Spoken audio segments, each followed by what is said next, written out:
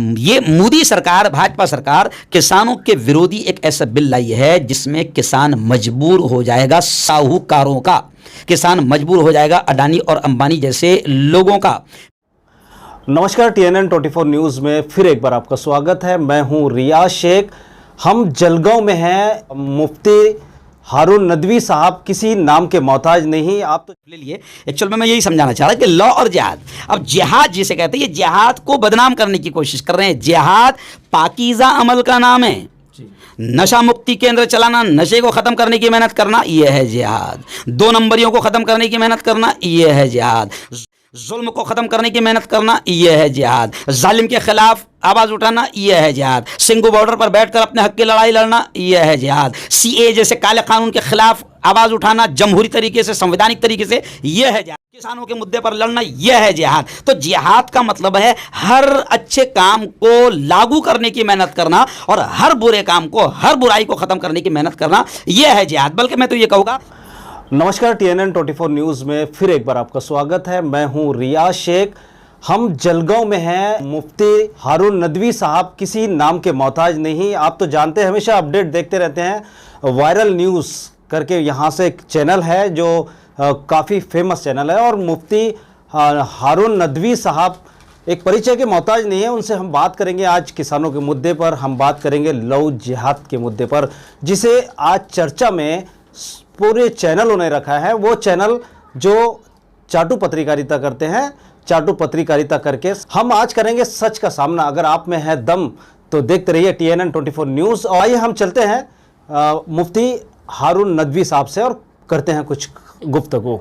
आपका बहुत बहुत स्वागत है TNN। शुक्रिया, बहुत बहुत शुक्रिया भाई रियाज साहब। TNN का भी शुक्रिया, आपके इस पूरे नेटवर्क का शुक्रिया जो आप हमको मौका दे रहे हैं। हम आपसे कुछ चर्चाएं करने वाले हैं। वो चर्चा जो आज पूरे भारत में एक लहर बनकर दौड़ रही है। पहले है किसानों के मुद्दे जिस पर सरकार है और उनका कोई सपोर्ट नहीं कर रही है। और दूसरा हमारा मुद्दा ये रहेगा लव जिहाद। क्या मसले हैं लव जिहाद के? तो सबसे पहले हम बात करेंगे किसानों के मुद्दे पर, जो अन्नदाता होता है, जिसकी वजह से, जिस किसान की वजह से पूरे भारत के लोग पेट भरते हैं। क्या कहना चाहेंगे? एक्चुअल में TNN के ज़रिए से मैं पूरे मुल्क तक ये बात पहुंचाना चाहता हूं कि एक्चुअल में किसानों का मुद्दा, जिस तरीके से आपने कहा कि किसान इस मुल्क का अन्नदाता है, मैं कहता हूं कि किसान इस मुल्क की रीढ़ की हड्डी है। और 80% चाहे वो किसी ज़ात का हो, धर्म का हो, 80% इस मुल्क का शख्स जो है वो शेतकरी का बेटा है या शेतकरी है। अब इस मुल्क में आज तक आपने देखा होगा, एक दौर था कि किसान की इतनी इज्जत थी कि वो हमारे मुल्क की करेंसी पर नज़र आता था, नोट पर नज़र आता था, सिक्के पर नज़र आता था। लेकिन आज मोदी सरकार की मेहरबानी है कि वो किसान लाठियां खाते हुए, जुल्म सहते हुए रोड पर नज़र आ रहा है। मसला ये कुछ भी नहीं है। मोदी सरकार का सबसे बड़ा मसला क्या है कि वो समझती है कि शायद पूरी दुनिया या पूरा मुल्क बेवकूफ़ है। GST इन्होंने लाया तो कहा कि बिजनेसमैन लोगों को कुछ नहीं समझता है, GST इनको समझा। नोटबंदी के वक्त कहा कि नोटबंदी से बड़े फ़ायदे होंगे, फ़ायदे कितने हुए वो बताने की ज़रूरत। तो ये भी मामला ऐसा है, किसानों का भी मसला है कि किसानों का मुद्दा है और ये बेवकूफ़ कह रहे हैं कि तुमको नहीं समझता, इसका बहुत बड़ा फ़ायदा है। तो किसान भाई तो ये कह रहे हैं कि मेरे भाई फ़ायदा क्या है, आके समझाना। रोड पर आ, हम सिंगू बॉर्डर पर बैठे हैं, हम 2-2.5 महीने से राजस्थान में बैठे हैं, हम 2-2.5 महीने से पंजाब में बैठे हैं, आकर समझाओ ना। लेकिन समझाएंगे नहीं। किसानों का मुद्दा रियाज भाई कुछ भी नहीं है, सिर्फ अडानी और अंबानी की इनको दलाली करना है। अडानी और अंबानी से जो अरबों रुपये इलेक्शन के जीतने के लिए लिए हैं, तो वो ब्याज समेत अडानी और अंबानी को लौटाना है। तो अडानी और अंबानी को कैसे फ़ायदा हो, तो बहुत सारी चीज़ें तो बिक गई। मैं तो अक्सर सवाल करता हूँ कि मोदी जी अब मुल्क को ये तो बता दो कि बचा क्या, थोड़ा बहुत जो भी बचा होगा उसका नाम तो बता दो, थोड़ा बहुत बचा क्या है। तो अब ये मोदी सरकार, भाजपा सरकार किसानों के विरोधी एक ऐसा बिल लाई है जिसमें किसान मजबूर हो जाएगा साहूकारों का, किसान मजबूर हो जाएगा अडानी और अंबानी जैसे लोगों का। पहले शेतकरी के लिए बहुत आसानियां थी और जनता के लिए भी आसानियां थी कि माल कोई जखीरा नहीं कर सकता था, लेकिन अब ये ऐसा कानून ला रहे हैं कि अडानी हो या अंबानी हो या आप हो या मैं हो, अगर मैं साहूकार हूं तो मैं हजारों करोड़ों टन माल जखीरा कर सकता हूं और फिर जब माल का मार्केट में शॉर्टेज हो जाए तो फिर मैं 10 रुपए वाले गेहूं को 50 रुपए में लाके बेच सकता हूं। और ये कानून से किन किसानों को और किन किन दिक्कतों का सामना करना पड़ता है, क्योंकि एक सरल भाषा में आप बात करते हैं यानी भारत की जनता के अंदर, तो मैं वही कहना चाहूंगा कि उसका स्पष्टीकरण क्या रहेगा। एकदम एक सबसे एकदम सीधी सादी बात, मसला सिर्फ किसानों का नहीं है, ये बेवकूफी पूरे मुल्क को चलाना चाह रहे हैं। ये क्या कर रहे हैं कि इसको सिर्फ किसानों का मुद्दा बताने की कोशिश करें। मैं बोलता हूं किसानों का मुद्दा नहीं है, अच्छा, पूरी भारत की जनता का मुद्दा है। आपको अगर अडानी और लेकिन कहा तो ये भी जा रहा है कि सिर्फ सरदारों का ही प्रोटेस्ट हो रहा है, सरदारों का ही मुद्दा है, सिखों का ही मुद्दा है। उसकी ताकत को कमजोर करने के लिए उसको हरियाणा और पंजाब का मुद्दा बताया गया, सिखों का मुद्दा बताया गया। लेकिन इन दलाल और चाटुकार चैनलों को भी पता होना चाहिए कि मेरे जलगांव से 1,500 किसान वहां पर पहुंच गया है, मध्य प्रदेश से तकरीबन 10,000 के करीब किसान वहां पर पहुंच गया है, आज जयपुर राजस्थान से तकरीबन 2 से 2,500 किसान वहां पर पहुंच रहा है। ये इस बात का सबूत है कि यह हरियाणा पंजाब या पंजाबी या सिखों का मुद्दा नहीं, ये किसानों का मुद्दा है। और किसान मुल्क के गांव गांव में किसान बसता है, लेकिन इस आंदोलन को कमजोर करने के लिए इसे सिर्फ सिख भाइयों से जोड़ा जा रहा था और उसको इसलिए भी सिखों के साथ में जोड़ा जा रहा था ताकि सिखों के साथ जोड़कर उसे खालिस्तान से जोड़ दिया जाए, आतंकवाद से जोड़ दिया जाए और फिर उस मुद्दे उस आंदोलन को कुचल दिया जाए। लेकिन यहां किसान का मुद्दा है। चाटुकारों ने, दल्लारों ने, आतंकवादी मीडिया ने, आतंकवादी मीडिया कहता हूं क्योंकि जो मेरे मुल्क में हिंदू मुसलमानों में नफरतें पैदा करने की बात करें और मुल्क की जनता के असल मुद्दों से ध्यान हटाने की बात करें, मैं उन्हें अजमल कसाब से भी बदतर मानता हूं। लोग उन्हें गोदी मीडिया कहते हैं, मैं मेरी चैनल पर आतंकवादी मीडिया कहता हूं। तो ये आतंकवादी मीडिया ने इसको सिर्फ पंजाबियों का मुद्दा बताकर या सिर्फ उसी इलाके का मुद्दा बताकर कुचलने की कोशिश की। लेकिन आपके चैनल के जरिए से मैं इन बदमाशों को भी बताना चाहता हूं कि महाराष्ट्र भी शामिल हो गया, एमपी भी शामिल हो गया, राजस्थान भी शामिल हो गया, केरला भी शामिल हो गया, तमिलनाडु भी शामिल हो गया, पंजाब हरियाणा तो पहले से थे, अब ये मुल्क का मुद्दा बन गया। इसलिए मैं पंजाबी ने कहा था, न्यूज़ चैनल के माध्यम से कहा है उसने कि अगर हम बॉर्डर से हमारे जवानों को हटा ले, यानी पंजाबी जो जवान है जो सरहद की हिफाजत कर रहे हैं, भारत की हिफाजत कर रहे हैं, अगर उन्हें हटा ले तो क्या, अगर वहां से पंजाबी हट जाएगा तो फिर इनको इनकी नानी दादी याद आ जाएगी। और जब मुल्क के उस बॉर्डर पर पंजाबियों ने लड़ा था तो उस वक्त तो भारत की लड़ाई बताई जा रही थी, जब ये नहीं कहा जा रहा था कि सिर्फ पंजाबियों के सर सहरा बांधा जाए। और अभी किसानों के मुद्दे को पंजाब से जोड़कर उस आंदोलन को कमजोर करने की कोशिश की जा रही है। एक किसान भाई है और पूरे मुल्क का मुद्दा बन गया है, तुम्हें किसानों की माननी ही होगी। इसी में तुम्हारा भी भला है और मुल्क का भी भला है। सरकार तो किसानों का फायदा बता रही है,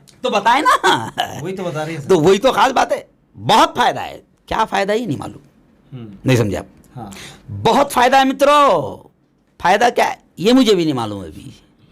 तो ये फायदा बताए ना, ये सिर्फ बेवकूफ़ी बनाने वाले। भाई फायदा अगर आपका है तो फिर जो आदमी, आप ड्राइवर है या मैं ड्राइवर हूं, तो मैं जानूंगा उस गाड़ी को जिसको मैं चला रहा हूं। तो किसान जो खेती जोतता है ना, कभी मुकेश अंबानी को आपने खेती में देखे? कभी आपने अडानी को गेहूं बोते देखे? आपने अमित शाह को खेती करते देखे? कभी आपने अडवाणी को और कर रहा है उसको फायदा समझ में नहीं आ रहा है? अच्छा आपके समझ में आ गया तो समझाओ ना। वो तो बॉर्डर पर बैठे हैं, वो तो कह रहे हैं कि हमारा लंगर मोदी के लिए भी खुला है, अमित शाह के लिए भी खुला, आओ समझाओ। आपसे TNN 24 न्यूज़ चैनल की विनती है कि आप अपने घरों में रहें।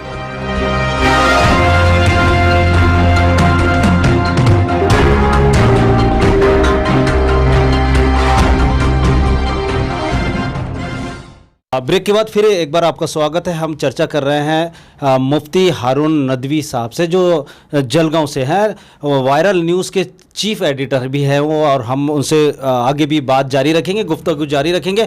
हम बात करेंगे अब दूसरे सेशन पे। दूसरा सेशन क्या है? दूसरा सेशन ये है लव जिहाद। क्या लव जिहाद का मामला है, क्यों लव जिहाद कहा जाता है, हम जानना चाहेंगे। एक्चुअल में जो लफ्ज़ है ना, लव और जिहाद, ये लफ्ज़ ही बताता है कि शैतानों ने इसको ईजाद किए। समझ रहे आप? लव जिहाद ये लफ्ज़ ही बताता है कि शैतानों ने ईजाद किया और इसके पीछे शैतानी दिमाग काम किया। क्योंकि जिहाद है अरबी लफ्ज़, लव है इंग्लिश लफ्ज़, समझिए आप? लॉ है इंग्लिश, जिहाद है अभी जैसे मैंने कहा था, तो ऐसे ही लॉ जिहाद ये शैतानों के दिमाग की उपज है। और वो शैतान जो मुल्क में सिर्फ नफरतों का व्यापार करना चाह रहे हैं, हिंदू मुसलमानों की राजनीति करना चाह रहे हैं, घटिया षड्यंत्र मुल्क में करना चाह रहे हैं, ये उनके दिमागों की उपज है। वरना लॉ और जिहाद ये दोनों लफ्ज़ का संगम ही नहीं हो सकता है। पहले तो मैं बताना चाहूँगा कि जिसको तुम लॉ कहते हो, चोरी चोरी, छुपके छुपके, गार्डन में, निगाहों से, जिना, बदकारी, हरामकारी, इस्लाम में इसकी जगह ही नहीं है। इस्लाम में इसकी जगह ही नहीं है। जो कुरान ये कहता है कि ला तक़रबुज़्ज़िना, जिना के करीब भी मत जाओ। हमारे नबी कहते हैं अल-आइनान तज़नियान, तुम्हारी आँखें भी जिना करती है, वल-यदान तज़नियान, तुम्हारे हाथ भी जिना करते हैं, वल-रिजलान तज़नियान, तुम्हारे पैर भी जिना करते हैं। और हमारे नबी कहते हैं, कुरान कहता है कि जिना के करीब भी मत जाओ। यानी जिसको दुनिया आज लॉ कहती है, इस्लाम तो निगाहों पर ही बैन लगा देता है, तो वहाँ तक जाने की इजाज़त कहाँ देगा। तो जो चीज़ इस्लाम में हराम है, पाप है, जुर्म है, क्राइम है, उसका जिहाद से कोई ताल्लुक़ ही नहीं है, क्योंकि जिहाद जो लफ्ज़ है वो इस्लामी तालीम का जिहाद जो लफ्ज़ है बड़ा पाकीज़ा लफ्ज़ है। ये किस तरीके से ये चला? आपने बहुत अच्छा मुद्दा छेड़े, आपने बात अधूरी रख के माइक आपने आपकी तरफ ले लिए। एक्चुअल में मैं यही समझाना चाह रहा कि लॉ और जिहाद, अब जिहाद जिसे कहते हैं, ये जिहाद को बदनाम करने की कोशिश कर रहे हैं। जिहाद पाकीज़ा अमल का नाम है। नशा मुक्ति केंद्र चलाना, नशे को ख़त्म करने की मेहनत करना, यह है जिहाद। 2 नंबरियों को ख़त्म करने की मेहनत करना, यह है जिहाद। जुल्म को ख़त्म करने की मेहनत करना, यह है जिहाद। जालिम के ख़िलाफ़ आवाज़ उठाना, यह है जिहाद। सिंगू बॉर्डर पर बैठकर अपने हक़ की लड़ाई लड़ना, यह है जिहाद। CA जैसे काले कानून के ख़िलाफ़ आवाज़ उठाना जमहूरी तरीके से, संवैधानिक तरीके से, यह है जिहाद। जिहाद मैं आपको ही बता रहा हूँ, किसानों के मुद्दे पर लड़ना, यह है जिहाद। तो जिहाद का मतलब है हर अच्छे काम को लागू करने की मेहनत करना और हर बुरे काम को, हर बुराई को ख़त्म करने की मेहनत करना, यह है जिहाद। तो मुसलमानों की कोई तंजीम ही नहीं है। केरला में जब पहला मुद्दा यह आया था लॉ जिहाद का, केरला की कोर्ट ने इंक्वायरी करके कह दिया कि मुसलमानों की कोई ऐसी तंजीम ही नहीं है कि जो मुसलमान जवानों को यह कहे कि तुम हिंदू बेटियों को, हिंदू बहनों को फंसा और उनको उनकी जिंदगियां खराब करो, क्योंकि इस्लाम इसकी इजाजत ही नहीं देता। समझ रहे आप? बाबरी मस्जिद पे 25-30 साल तक के रोटियां सेक लिए, मुद्दा खत्म हो गया। राम के नाम का हिंदू भाइयों को भी समझ में आ गया, तो वो भी मुद्दा खत्म हो गया। तो अब लव जिहाद आएगा, फिर 3 तलाक आएगा, शरीयत में दखल। यानी इनको सिर्फ, मैं तो कहता हूं कि हिंदू भाइयों को भी समझना चाहिए कि भाई मुल्क तबाही की तरफ जा रहा है, और ये ऐसे ही मुद्दों में सिर्फ उलझा कर रखना चाहते हैं। ये मुद्दे ही नहीं है और इसका मुल्क के विकास से कोई अच्छा, अजीब बात है इनकी। अगर आप उनकी बेटी करोगे और भाजपा में रहोगे तो आपको दामाद माना जाएगा। जैसे अब्बास नकवी है, शाहनवाज हुसैन है, तो ये तो चहीते दामाद है। जैसे शाहनवाज हुसैन ने खुद कहा कि मैंने लॉ किया है, जिहाद नहीं किया है।